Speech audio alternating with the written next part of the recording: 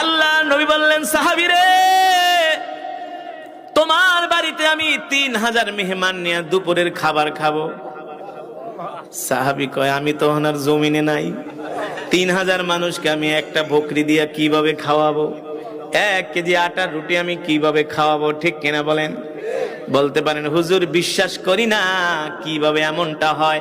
আমার নবী হলেন বরকতের নবী। আল্লাহু আকবার। যেই শামের জন্য আল্লাহর নবী দোয়া করেছেন, যেই বিলাদুস শাম, যেই সিরিয়ার জন্য আল্লাহর নবী দোয়া করেছেন, নবীর বয়স মাত্র 12 বছর। কয় বছর? সেই 12 বছর বয়সে তার চাচা আবু তালেব তাকে নিয়ে মদিনাত মক্কা থেকে সিরিয়ায় দামেস্কে ব্যবসা করার জন্য গিয়েছিলেন। আল্লাহর নবী তখন অল্প বয়স, তিনি মরুভূমির প্রচন্ড রৌদ্রের তাপে, বালুর তাপে আল্লাহর নবী একটু অসুস্থ হয়ে গেলেন, ক্লান্ত বোধ করলেন। চাচা আবু তালেব বললেন, ভাতিজা, তুমি ক্লান্ত হয়ে গেছো, আমি তোমাকে কোথায় বিশ্রাম দিব? মরুভূমির মধ্যে তো কোনো বিশ্রামের জায়গা দেখি না, তেমন কোনো বড় গাছও নাই যে গাছের নিচে তুমি বসবা। সেই জর্দানের মরুভূমি এলাকায়, সীমান্ত এলাকায় একটা মৃত গাছ দেখা যায়। চাচা আবু তালেব নিয়ে আল্লাহর নবীকে ওই মৃত গাছের নিচে বসালেন। আল্লাহর নবী মৃত গাছের নিচে বসার সাথে সাথে মৃত গাছ জীবিত হয়ে গেছে। জোরে বলেন সুবহানাল্লাহ।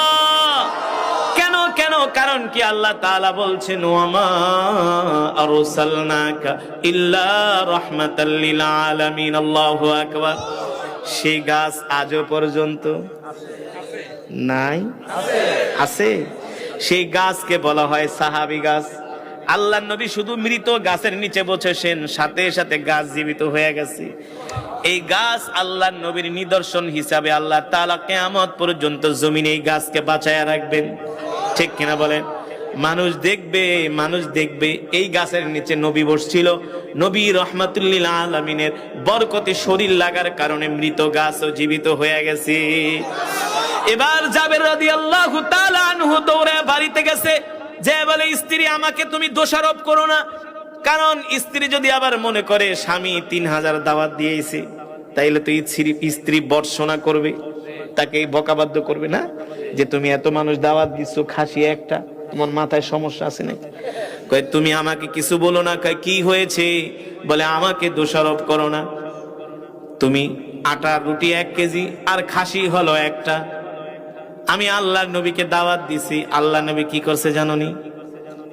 যুদ্ধের ময়দানে যত মুজাহিদ ছিল, আল্লাহর নবী সবাইকে দাওয়াত দিয়ে দিছে। বলেন সুবহানাল্লাহ।